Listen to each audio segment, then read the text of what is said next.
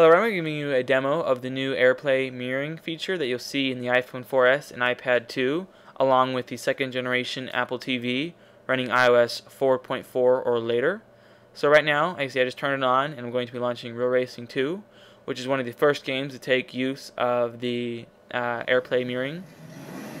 As you can see, the video showing up on the TV as well as the audio.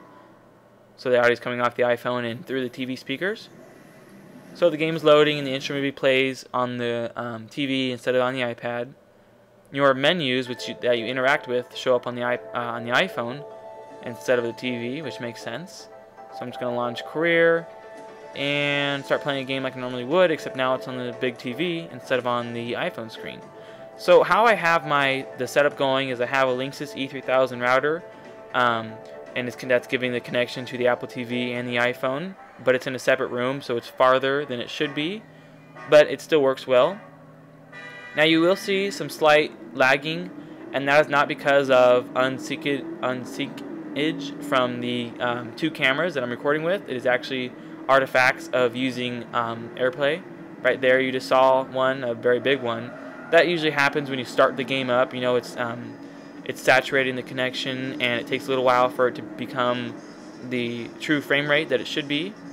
So the little glitches you'll see are what would actually happen when you're playing. You can see when I change cameras, it hangs for just a slight second, but when I change cameras again, it stops hanging.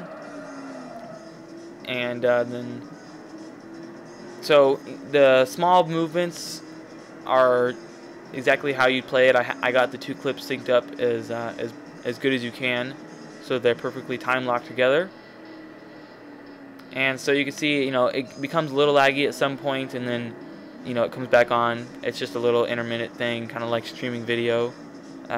Same thing. It's over-the-air streaming, which you're going to get when you have a router farther away, or you have an older router, So, but otherwise, I'm pretty impressed at how fluent and once the connection saturates enough, you really get a high frame rate, and there's really no loss in control or anything like that. Your controls pretty much stay there the whole time, and you're able to play like you would on the iPhone itself, except now your sound and video is streaming through a big TV instead of the small iPhone screen. So it's kind of neat because some of the things show up on the TV and some of the things show up on the iPhone screen. The things you interact with show up on the iPhone's touchscreen instead of the big TV. So that's nice. I like how they did that.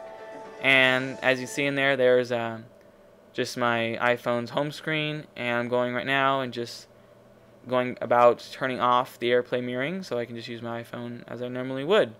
And now I'm back to the regular Apple TV. So thank you for watching my video. Goodbye.